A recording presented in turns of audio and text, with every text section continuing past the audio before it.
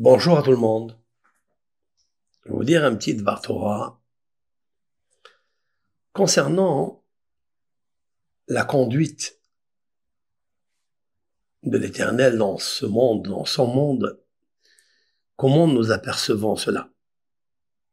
Nous sommes tous et toutes différents dans notre visage, dans nos caractères, dans notre corps, plusieurs fois, et la plupart.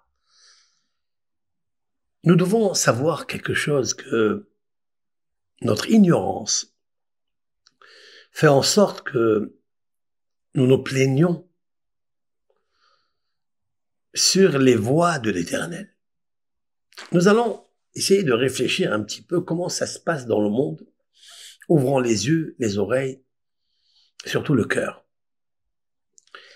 C'est que l'Éternel a créé dans ce monde une balance, le haut et le bas, le meilleur et le pire, l'avantage, désavantage.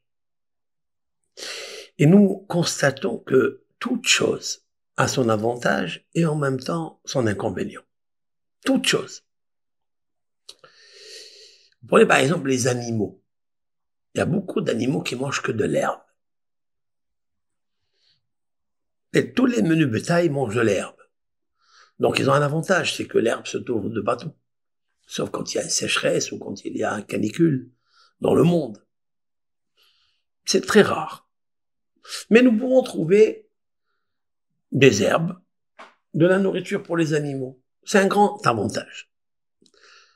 L'inconvénient que les animaux ont dans ce monde, nous constatons que les êtres humains les prennent et les mangent. Donc en fait, si l'on peut dire ainsi que ces animaux vont grossir, vont bien manger pour avoir une bonne chair et beaucoup de viande pour servir à l'être humain.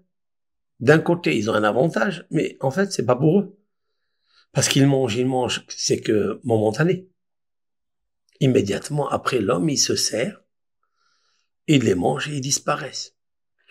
On va pas dire qu'ils disparaissent parce que ces animaux, kabbalistiquement, ils deviennent un homme, puisqu'ils se transforment en sang. Ce sang-là va nourrir l'être humain qu'il est. Et ils vont devenir intelligents. Ils vont commencer à parler. Ça, c'est un point de vue kabbalistique. C'est ce qu'expliquent nos sages dans le Zohar et dans le Talmud. Donc, un avantage, un inconvénient. Nous trouvons par exemple les bêtes féroces n'ont pas beaucoup de nourriture. Une lionne, il faut qu'elle chasse. Il faut qu'elle trouve un zerbe, il faut qu'elle trouve une brebis. Il faut qu'elle aille la chercher. Quand elle la trouve, elle se régale. Mais ça n'est pas tout le temps qu'elle trouve à manger. Donc, elle a un avantage, c'est qu'elle est puissante. Elle peut être le prédateur de plusieurs proies et dans plusieurs endroits, mais il y a une limite. Comme c'est marqué dans le psaume, Akeferim shoagim la taref, ou le bakesh me'el ochlam. Ce sont les tigres, les lionceaux. Ils appellent Dieu pour lui demander, j'ai faim, donne-nous quelque chose à manger. C'est pas vrai. On voit les vidéos, la chasse. Des fois, elles se mettent en danger aussi. Vous voyez des vidéos, vous voyez des taureaux. Quand ils ont vu qu'une, ou bien tout un groupe, une famille de lions a arraché un des leurs, ils sont venus en groupe, je sais pas combien, 400, 500 taureaux, ils les ont anéantis à tous ces lions-là. Et vous voyez qu'ils le balancent comme un ballon. Vous voyez que ces lions ou ces lionnes vont se mettre en danger aussi. Donc d'un côté, ils ont un avantage parce qu'ils sont forts s'ils se trouvent à 3 ou à 4. Mais s'il y a d'autres et puissants qu'eux, ils ont peur. À chaque chose, il y a un avantage. L'avantage, par exemple, de l'araignée. L'araignée, elle a une force. C'est qu'elle tisse une toile et elle peut monter comme ça sur les murs, créer sa toile pour chasser les mouches et les insectes. Mais des fois, elle n'a pas assez de bave pour créer la toile. Donc, elle laisse toujours quelques filets entre eux ouverts. La mouche peut se sauver. La mouche, elle a de quoi manger. Elle mange tout. Elle va de partout. Les poubelles, les restes de la viande, les restes des poubelles, elle mange tout. Mais elle se fait attraper par l'araignée. Donc, vous voyez qu'il y a un avantage, un inconvénient. L'être humain, il a force, la capacité de gouverner sur tout cela. Mais il a un autre inconvénient, la faiblesse. Il a peur de l'astrologie. Il peut naître pauvre aussi. Il peut être riche. Mais c'est pas sûr que le riche, il va être dans le bonheur. C'est pas sûr aussi que le pauvre, s'il se suffit de lui-même, c'est pas sûr qu'il va être malheureux. Donc il y a toujours un avantage, un inconvénient. Après, il peut devenir studieux, il peut devenir intelligent, mais il y a une fin à tout ça. Maintenant, écoutez ce que dit le Sefer Hasidim.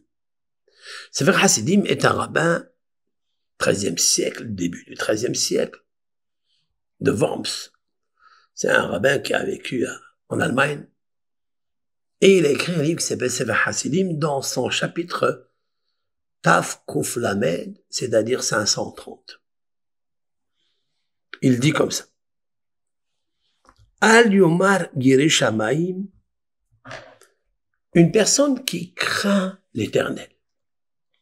Ça veut dire qui est droit dans sa vie. Il cherche le bien, à acquérir le bien avec droiture. Il ne cherche pas de faire des magouilles, des entourloupettes, ni à aucune créature. Il est droit, il est sincère, honnête aux yeux du Créateur. Donc il est craintif du ciel. Il ne faut pas qu'il dise « Ani tzaddik » moi je suis juste. Qu'est-ce qu'un juste? Un juste, c'est pas un pieux. Un juste, c'est celui qui se conduit avec droiture et honnêteté, fidèle dans son mariage, fidèle dans son commerce. Il est juste. Maintenant, si il ajoute et il fait du bien avec les autres, ça s'appelle un pieux. Donc il peut dire, moi je suis un homme droit, un homme juste, et craignant Dieu. Je ne trafique pas. Ou ploni, tandis que telle personne, connue, Racha, fait tout à fait le contraire. Ani yored vehu ole. Qu'est-ce qui se passe? Qu'est-ce que je constate? Que moi, je descends. J'ai pas assez de bonheur, j'ai pas assez d'abondance. Je descends et lui, il monte. Hu ashir va ani ani. Ça, je cite le texte mot à mot de ce grand maître, ce grand écrivain, qui était un grand homme de miracles, très grand kabbaliste. Et lui, il devient riche, malgré qu'il fait tous ses combines, et moi, je suis pauvre. Lama eshtamera me'avoni. Pourquoi alors me sauvegarder de ne pas faire des péchés? À quoi ça me sert d'être honnête? Je suis honnête, je suis pauvre. Il est malhonnête, il est riche, il a ce qu'il faut. Il ne doit pas dire ça. Il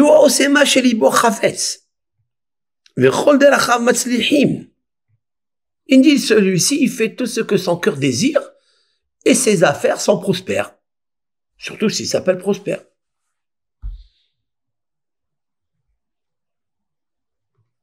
Pourquoi tout cela? Il dit, il ne doit pas dire une chose pareille. Même le penser. Peut-être qu'il peut le penser parce que ça sera difficile de ne pas le penser, mais ne pas le dire. Ne pas, en tous les cas, se décourager. Pourquoi? Les filles, Kadosh Baruchou, parce que l'Éternel, béni soit-il, hafes les tordo mina olam haba. Tout ce que l'on voit méchant, impie, malhonnête, voyou, malfaiteur, et quand même il réussit, où est la justice céleste? La justice, c'est que l'Éternel, il veut le dévoyer, il veut le punir, si l'on peut dire ainsi, du olam haba, du monde futur. Et nous, memaher li para mimeno, l'Éternel ne se précipite pas pour le sanctionner. Il le laisse. Avala Sadikim. Mais les hommes pieux, aux yeux de Dieu, les gens droits,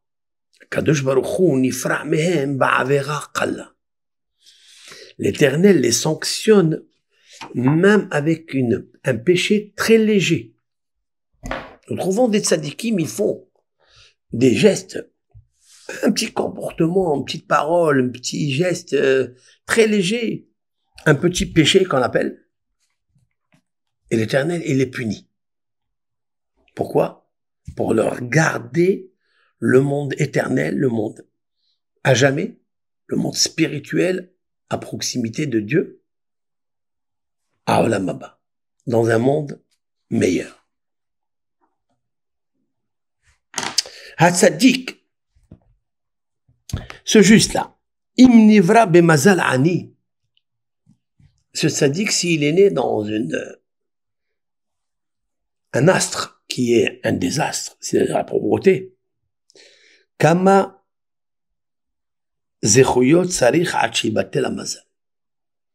Lorsqu'il y a une personne qui est pauvre, très pauvre, et bien que elle fait de la tzedaka, elle étudie la Torah, mais elle reste toujours dans son mauvais mazal. Il va lui falloir des plus grands et plusieurs plus grands mérites pour incliner, infléchir la mauvaise influence du mazal de la naissance, de cet astre de naissance. Il restera pauvre, il lui faut beaucoup de mérite. Abraham nolad bemazal shelo yelo ben. Abraham, notre patriarche, est né dans une heure où le mazal tzedek, c'est-à-dire Jupiter, justice, est né. Donc l'influence, elle était très dure sur Abraham. Il est né sur un astre qui ne pouvait pas avoir d'enfant.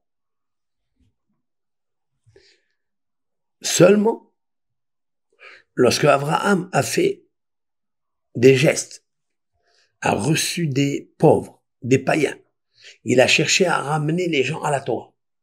Même le jour de sa circoncision, il était en attente de recevoir à sa tante des invités. C'est pas le moment. Il a fait tout pour partager avec les autres, même quand il était souffrant. Parce qu'il sait que dans son mazal, il peut pas avoir d'enfant. Donc il a fait des choses grandioses pour avoir cet enfant.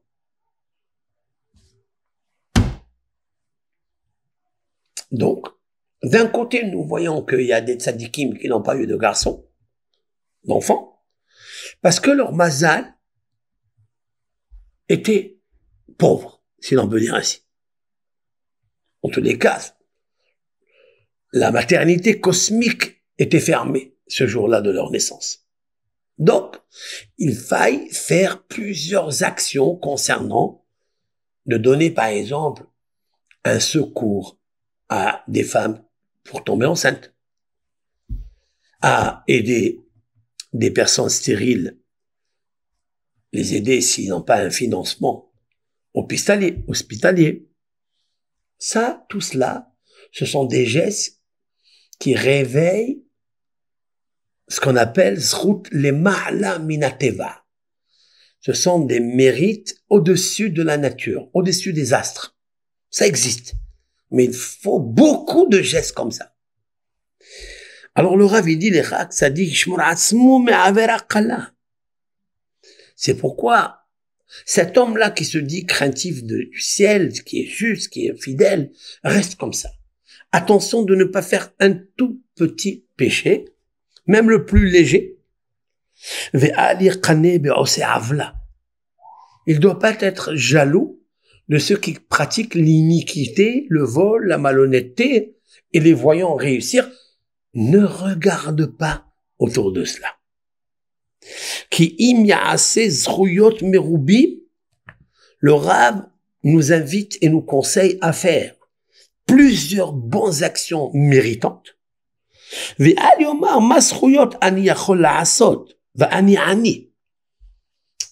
il ne doit pas aussi dire, puisque je suis pauvre, qu'est-ce que je peux donner comme tzedaka? À peine, je trouve à manger un repas par jour et très light. Comment? Qu'est-ce que je peux faire? Comme Abraham, je ne peux pas. Abraham était immensément riche. Il a pu inviter, il a pu ouvrir des auberges, le resto du cœur. Mais moi, j'ai rien. Ne dis pas cela. Pourquoi? Ah, mais je suis isolé. Moi, à peine, il n'y a personne qui vient me voir. Comment vous me demandez à moi de faire? Voilà la voisine. Elle se comporte très très mal. Et celle-là, elle a fait ça, et celui-là, il a fait ça. Ne dis pas cela. Pourquoi? Il doit être achir, azaïti oset tzedaka. Non. Ne dis pas, je suis pauvre, je ne peux pas, si j'étais riche, j'aurais pu, je l'aurais fait. Là, on vient avec une autre réflexion, un autre conseil. Rahamana liba. L'Éternel, c'est pas un homme, une force, je veux dire, qui cherche à ce qu'on fasse beaucoup d'actions. Non. Il cherche ton cœur. Qu'est-ce qu'il y a dans ton cœur? C'est un verset du roi Salomon dans les Proverbes. Tena beni libechali. Tu es pauvre, tu es appelé le fils de Dieu. Tu es appelé le fils de Dieu et il te dit, donne-moi mon fils, donne-moi ton cœur. Cela me suffit. Tu pries avec ton cœur, tu donnes même une petite pièce. Tu la gardes pour un pauvre, plus pauvre que toi, qui n'a même pas de quoi manger un repas.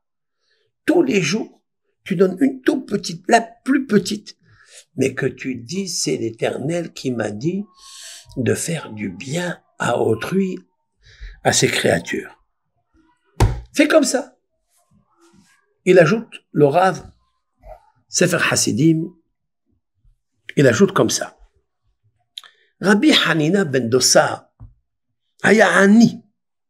Je vais citer l'exemple d'un docteur de la Mishnah il y a 2000 ans.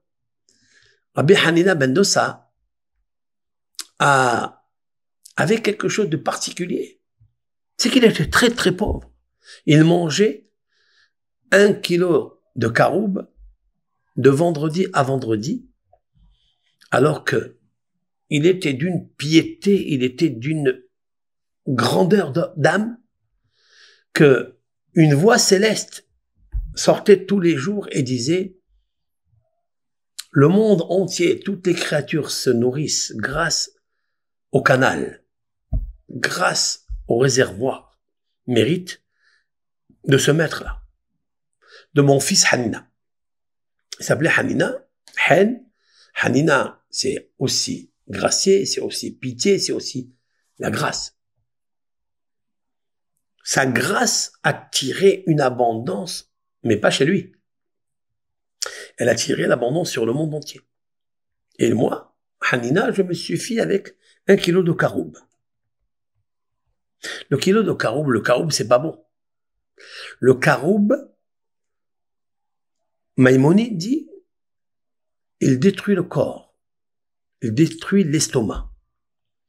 Donc, je ne sais pas si ça a changé, mais en tous les cas, comme ça explique Maïmonide dans les halachot, qu'il ne faut pas manger le caroube parce que il détruit l'estomac. Et Rabbi Hanina ben Dossa, il donnait les viandes. Grâce à lui, tout le monde mangeait les fruits, la graisse, l'huile, tout était donné grâce à son mérite. Et lui, il mange quoi? Même pas des pommes de terre, même pas quelques pommes. Il mangeait des caroubes. C'est un niveau très très très élevé de partage. C'est-à-dire qu'il avait une âme de la restreinte, la restriction, à part qu'elle était émotionnelle, mais ça veut dire que lui, pour lui, il voulait rien en fait. Ça, c'est un grand homme. Mais il était très pauvre. Rabbi Shimon Bar Yochai, pareil. Ce sont des êtres qui ont vécu, par exemple, lui, 13 années dans la grotte. Il n'a pas donné à tzedaka. Il n'a donné aucune pièce à un pauvre. Il était seul, lui et son fils, dans la grotte. Il n'a pas eu l'occasion d'aider une veuve ou un orphelin, de secourir un homme souffrant, de rendre visite à un malade, de donner la tzedaka. Et pourtant, comment il a servi Dieu? Avec son cœur. Parce que Dieu cherche le cœur. Il cherche pas que tu donnes. Si tu as, oui. Mais c'est pas parce que tu donnes, c'est parce que ton cœur est relié avec Dieu. La miséricorde. Rabbi Shimon Bar Yochai, Rabbi Hanan ben Dossa, il mangeait pas du tout. Et il nourrissait le monde entier. Vous voyez que le mérite qu'ils avaient, il était très grand. Rabbi Shimon Bar Yochai. L'arc-en-ciel n'est pas apparu dans sa génération. Vous voyez qu'il était un homme d'une piété énorme. Et pourtant, il n'a pas fait de dons. Il n'a pas eu l'occasion d'aider un mariage ou d'aider un organisme de bienfaisance. Et pourtant, l'Éternel a fait que dans sa génération, il n'y a pas eu l'apparition de l'arc-en-ciel, parce que l'arc-en-ciel est synonyme de la génération qui faute, qui commet des péchés, comme dans l'époque de Noé. Cela veut dire que c'était un homme que Dieu aimait. Vous voyez qu'on peut être pauvre, on peut être des gens peut-être moyens, ça n'est pas la peine de jalouser qui que ce soit, même un rachat, même quelqu'un qui normalement est malhonnête. T'as pas besoin de regarder ce qui se passe derrière ou ailleurs ou devant toi. Regarde ce que toi tu fais, comment tu fais les choses. Ah, et pourquoi alors j'ai pas? Tu as dû faire un petit péché, tu as dû faire peut-être même un grand péché, mais comme tu es tellement bien aux yeux de Dieu, il te sanctionne dans ce monde, il te fait apporter une peine, une souffrance, une petite maladie, mais il te relève de ça. Pour te garder intact le plaisir et la jouissance à sa proximité, à sa table, de jouir éternellement dans le monde futur. Ah, tu vois les impies qui souffrent, qui souffrent pas et qui vivent bien. Ça, c'est ici. C'est un monde passager. Maintenant, vous avez des tzadikim qui sont pauvres. Pourquoi il y a des tzadikim qui sont pauvres? Peut-être l'Éternel, Hachem, amène-moi la richesse. Peut-être la richesse, c'est un très grand inconvénient. C'est une épreuve. Peut-être que tu vas pas donner la tzedaka convenablement. Vous avez des riches, selon leur richesse, c'est une épreuve. Le roi Salomon a dit dans les proverbes, Verocher et la richesse, Chamour les ba'alav les ra'ato. Elle est conservée chez son propriétaire pour son mal. Qu'est-ce que ça veut dire? Ça veut dire quand il vient une personne pour lui demander un organisme de bienfaisance, la tzedaka, les paniers du Shabbat, les paniers de Pessah, il donne très peu. Mais c'est une épreuve pour lui. Un jour, il devra donner des comptes. Donc le tzaddik, l'Éternel, il lui donne pas la richesse. Pourquoi?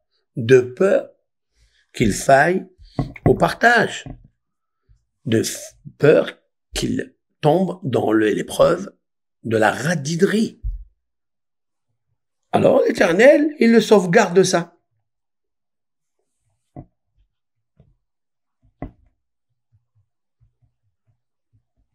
Il y a des fois, les tzadikim, ils sont anis. Il aurait peut-être fait, s'il était riche, des choses qui contredisent Dieu. Et nous trouvons des fois que une richesse chez une famille, elle n'a duré que 2-3 ans ou 10 ans. Pourquoi? Il dit, le Rav, Cedr Hasidim, parce que cette richesse, à l'origine, elle était mal acquise. L'arrière-grand-père, il avait fait une mauvaise affaire, mauvais argent, qu'il a acquis par une malice, par une tromperie, malhonnêtement.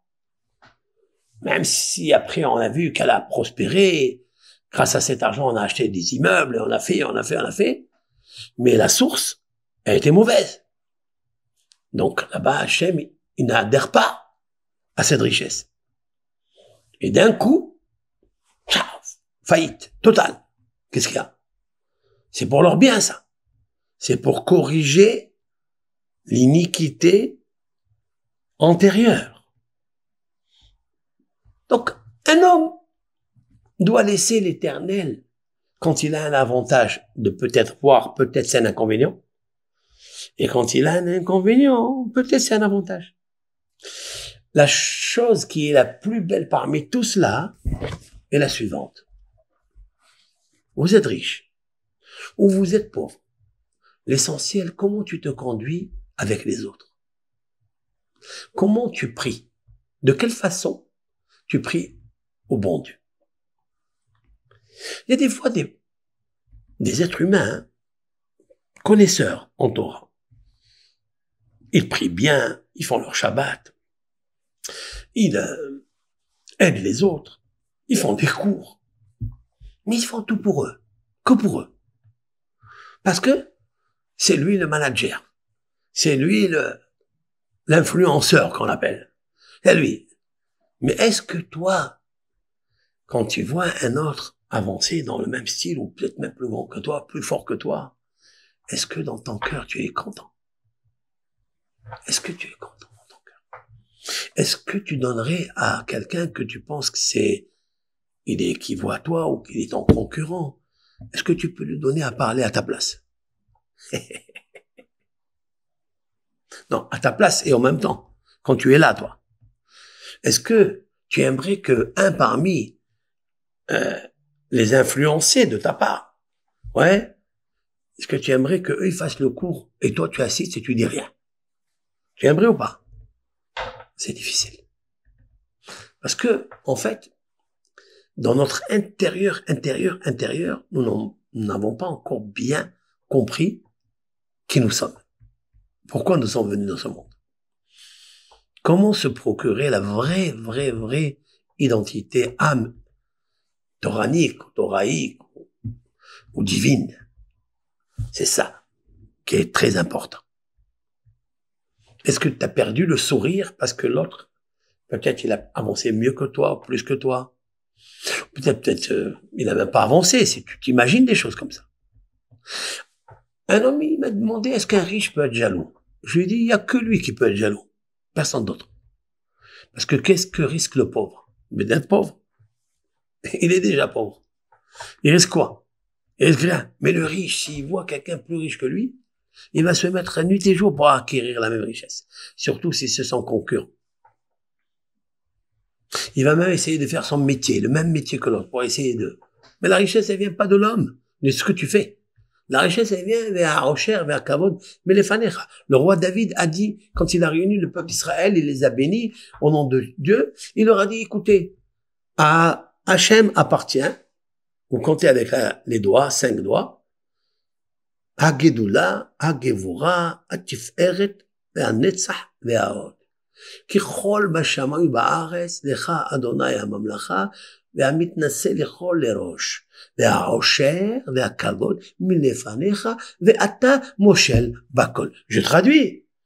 À toi appartient la grandeur, la puissance, la beauté, la générosité, la victoire et la royauté.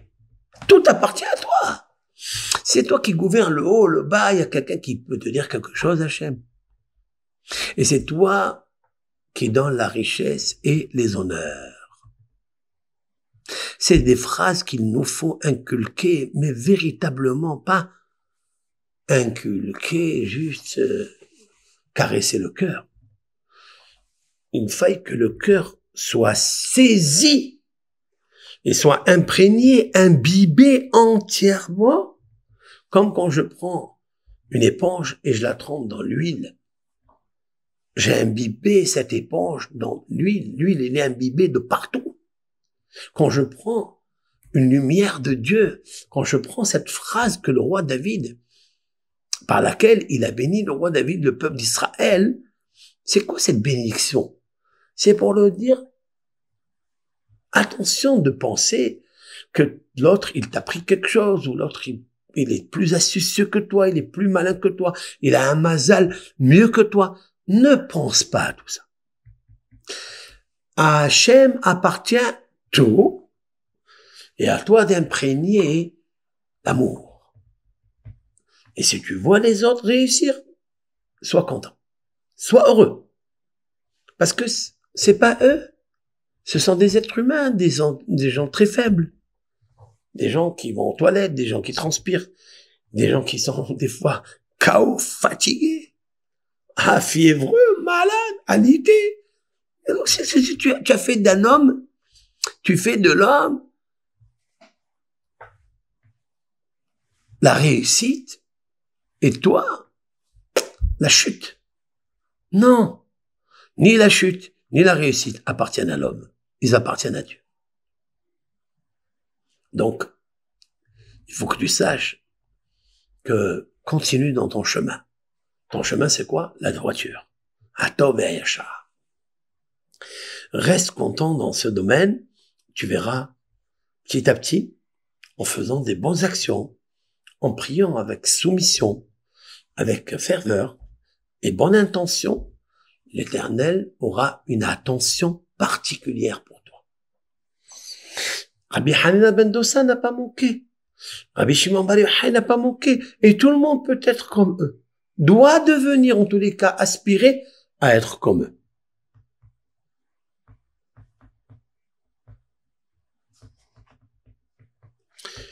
Il y a des fois, un homme, il lui manque rien. Il a tout pour être heureux. Et il prie, il fait de la tzedaka, mais il lui arrive des malheurs. Pourquoi?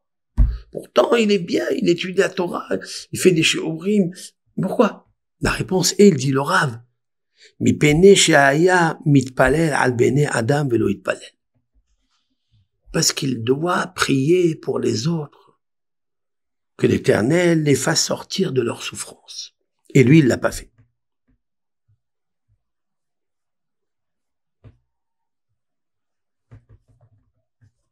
Voilà. Il n'a pas prié pour les autres. Donc, quelque part, t'es un petit égoïste. Mais je sers Dieu, et alors? Si tu sers Dieu, parce que c'est ton devoir. Mais de prier pour les autres, pourquoi? J'ai pas besoin de prier pour les autres. Non, tu dois prier pour les autres. Parce que ça fait partie, en fait, de la divinité, ça fait partie de le but de la création du monde. C'est de partager avec les autres. Donc, si tu vois qu'ils souffrent, prie. Vous avez d'autres personnes, dit le Rav, que l'Éternel leur enlève même ce qu'ils ont. Pourquoi? Parce qu'ils se sont entêtés à demander à Dieu des choses que Dieu n'avait pas décrétées pour eux. Ils ont vu par exemple qu'il leur manque telle et telle chose et pendant des années. Et chez le voisin, chez l'ami ou le concurrent, il voit qu'il a cette chose-là. Et lui, il a prié à Hachem, il lui demandait, je veux ça. Et tu as tout, je veux ça. Waouh. Et il a prié, Bechosh Shivron Libo Verucho. Avec brisure de son esprit, brisure de son cœur. Al davar shelo nigzar. Ve'akadosh baruch hu tirdo me'oto davar. Al yedei shemevi alav sh'ar devarim v'yishkach harishoni v'yitpalel al haronim. Qu'est-ce qu'il fait? Akadosh baruch hu dit, ah ben, je t'ai donné tant de cadeaux. Maintenant, tu pries sur quelque chose que tu veux recevoir, alors que si je veux, je te le donne. Mais toi, tu insistes. Qu'est-ce qu'il fait à Akadosh Baruch Hu? Il lui fait oublier de demander pour les tomates, pour comment payer la fin du mois, la scolarité, comment avoir pour acquérir les téphilines, faire son Shabbat, donner un peu de tzedaka, et il lui met sa tête que dans la chose que c'est très difficile à l'avoir. Et là, il va souffrir énormément parce qu'il perd tout. Ce que Dieu ne lui avait pas décrété, il va pas le recevoir. Et ce dont il recevait jusqu'à maintenant, il va plus prier pour les recevoir. Et donc l'homme, il se trouve dans le pétrin qui ne pétrit plus.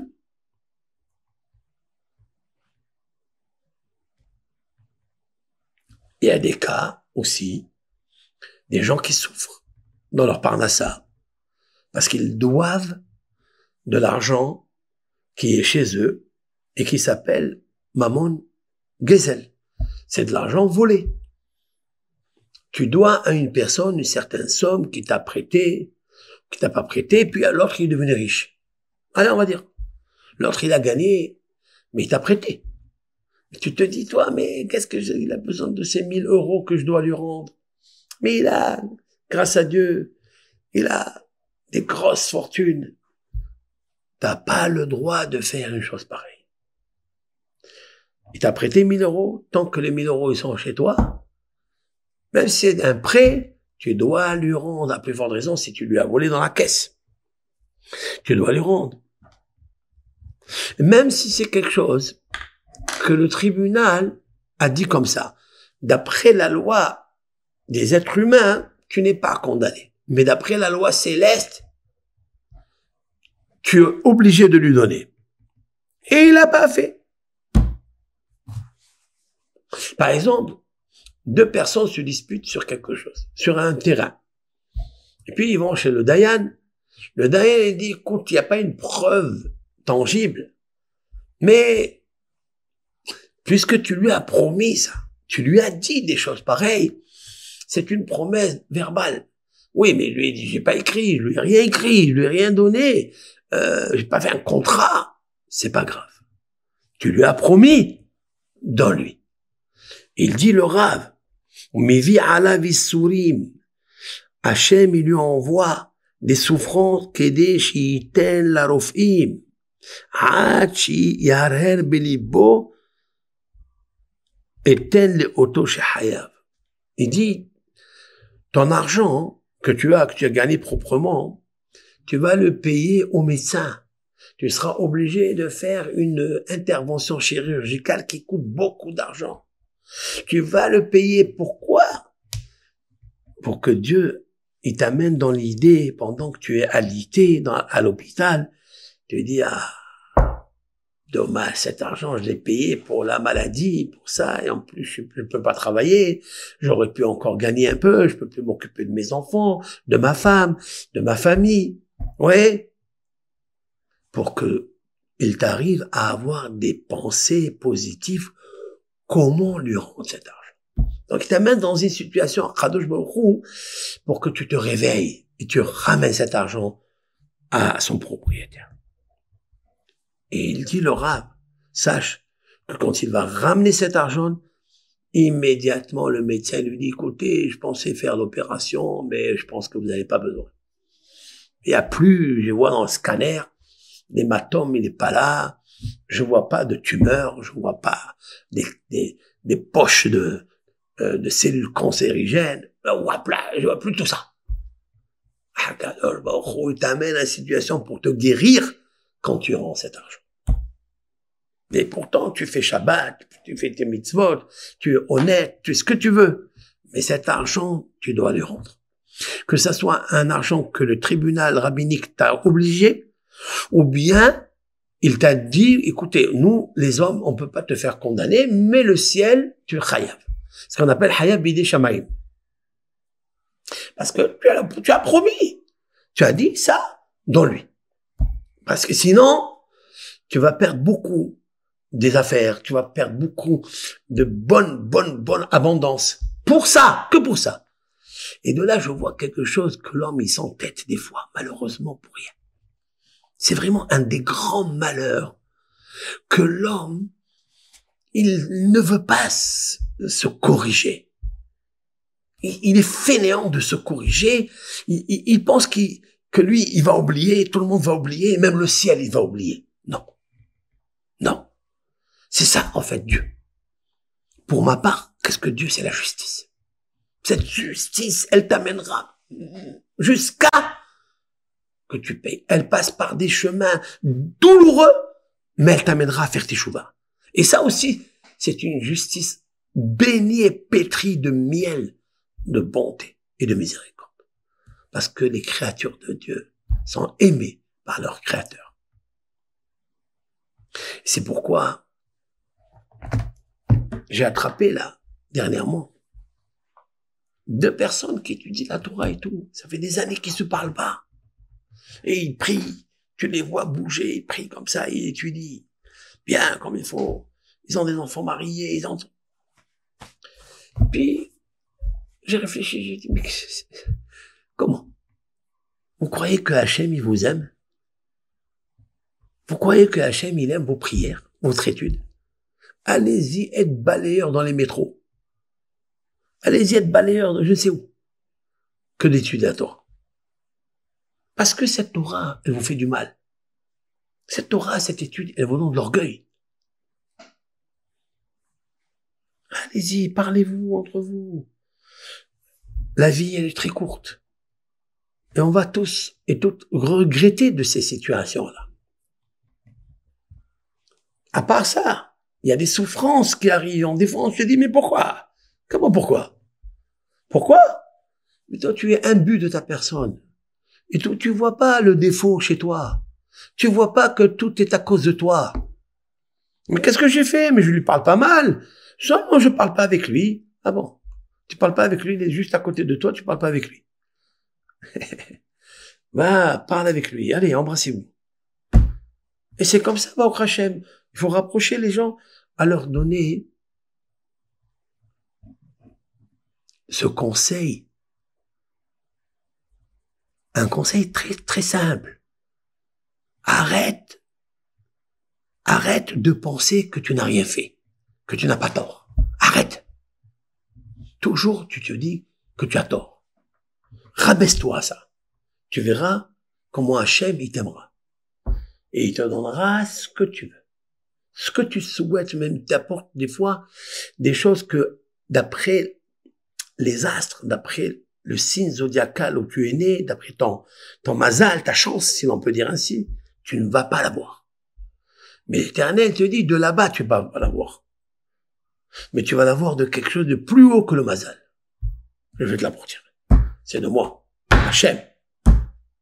Akadosh Baruch. Il peut tout.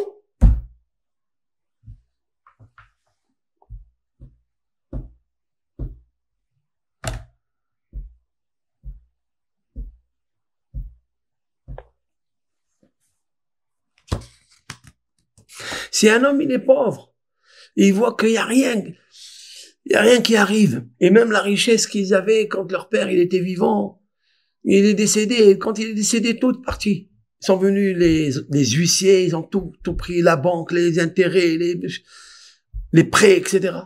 Et ils ont même pris même la maison. Ils les ont fait sortir. D'après la loi. Il se dit, mais qu'est-ce qui s'est passé? Qu'est-ce que j'ai? Je dis, c'est pas l'argent. C'est pas à toi, cet argent. Mais tant mieux pris que l'Éternel t'a fait ça dans ce monde, mais il t'a laissé l'autre monde. Allez, corrige-toi. À toi de prier Hachem. Tout ce que fait Dieu, il sait pourquoi il le fait. Fais-lui confiance. C'est pas pour le bien. Je parle pas de ce que Dieu fait pour le bien. C'est pas ça que je parle. Je parle d'autre chose. Je parle, ne te plains pas parce qu'il y a une injustice. C'est pas une injustice. Il y a à toute chose une cause. Cause et effet. Il y a une cause. Toi, tu la connais pas, ne cause pas. Arrête tes causalités. Il y a Kadosh Baruch, il sait. C'est-à-dire, c'est ça pour moi, l'Éternel. C'est la justice. Bidiouk, c'est-à-dire minutieuse. Mesure pour mesure. C'est ça, c'est une loi universelle, mesure pour mesure. J'aime beaucoup cette loi parce que pour moi, c'est comme ça que je vois Dieu. Tous ces philosophes et tous ces grands psy, ils se réunissent des fois à faire des cours. Est-ce que Dieu existe? Est-ce qu'il est athée? Est-ce qu'il est être humain? Toutes ces discussions qui n'ont rien à... Vraiment, c'est de la perte de temps. Pour moi, c'est de la perte de temps. Pourquoi c'est de la perte de temps? Parce que tu réfléchis à une seule chose. Est-ce que tu as une loi aussi puissante que la loi universelle, mesure pour mesure? Tu n'as pas. Ça n'existe pas. Rien qu'en connaissant, en imprégnant en toi, et en visitant, en contemplant, en observant ça dans le monde, et depuis les anecdotes de l'histoire de ta vie, de la vie des voisins, ou les voisins qui ont beaucoup de témoignages. Qu'est-ce que mesure pour mesure? Mais tu te tais. Tu es tellement émerveillé de cette loi, hein, que tu dis, mais qui suis-je pour parler de Dieu ou parler de cette puissance-là? Elle s'appelle mesure pour mesure. Et ça, en fait, une des grandes preuves, c'est Jéthro, Yitro. Yitro, il était athée. Il adorait tous les idoles, mais athée de Dieu unique. Il ne savait pas qui est Dieu, en fait. Il a donc servi tous ces... si je prenais Yitro, je le mettrais devant tous les philosophes aujourd'hui qui parlent de l'athéisme, qui parlent du judaïsme, qui parlent de beaucoup de trawed, comme on dit. S'il le mettait à côté d'eux, ils vont fondre devant lui. Tellement la connaissance, elle était puissante. Et comment il est revenu, Yitro? Quelle est la chose qui l'a imprégné? Il a tout changé, il a dit, allez, maintenant, stop. Arrêtons de perdre du temps de tout ça. C'est quand il a vu la noyade des Égyptiens dans l'eau des jonques. Il a dit, maintenant, je sais que Dieu existe. Qu'est-ce que ça veut dire maintenant, je sais? D'où tu sais? Comment tu comprends Dieu maintenant? Mesure pour mesure. Il y a une marmite. Dans une marmite où ils ont fait cuire les enfants hébreux, ils se sont fait cuire dedans. La marmite, c'est le Nil. Le Nil. Ils ont fait noyer des bébés. Et trop, il dit, montre-moi, Dieu, que tu existes. Ils ont été punis, les Égyptiens, peut-être par l'épée, peut-être par la brûlure. Non, par la strangulation, par l'eau. Tu as noyé, tu as été noyé. Pour moi, ça me suffit.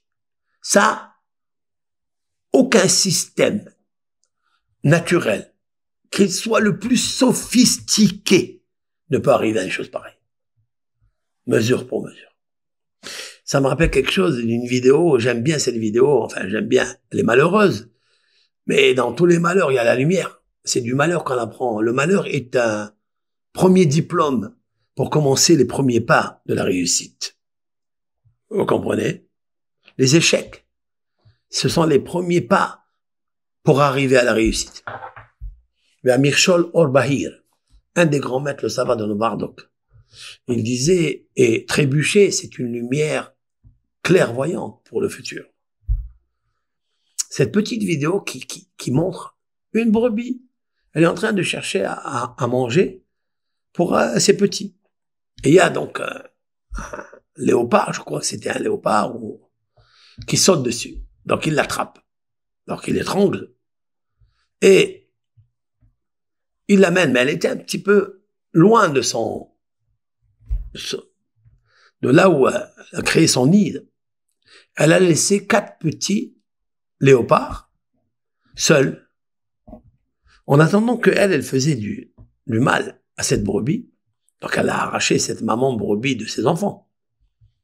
De l'autre côté, très grand cobra a senti l'odeur donc de la chair. Et donc, comme c'était encore des petits qu'elle venait de mettre pas, quoi. Le cobra est rentré, a sucé tous les petits.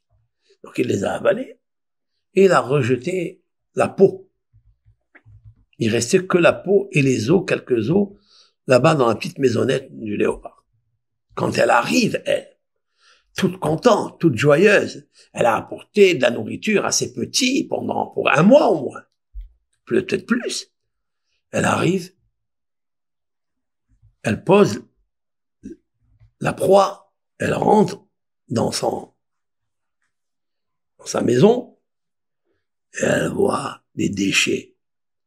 Ses enfants sont devenus des déchets. Et là, vous voyez, la bête, elle est complètement ébahie, triste.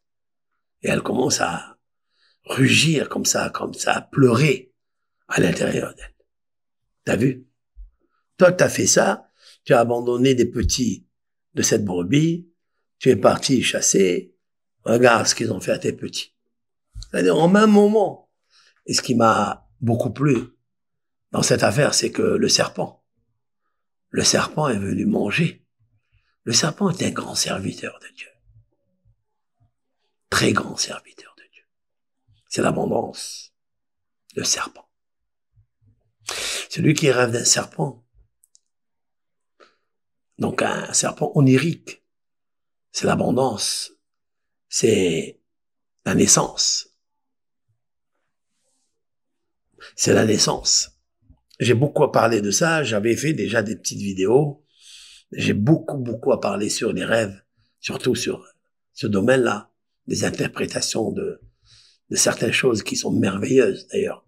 On aura le temps de parler de tout ça. Voilà ce petit cours que je vous offre aujourd'hui avec l'aide de Hachem et apprenons à être solide dans notre cœur et dans notre façon de voir les choses comme l'Éternel veut qu'on les voit. Comment les pratiquer? Comment s'approcher de Dieu dans ce domaine qui est très particulier, le domaine universel de la loi universelle, mesure pour mesure. Bracha d'Allah.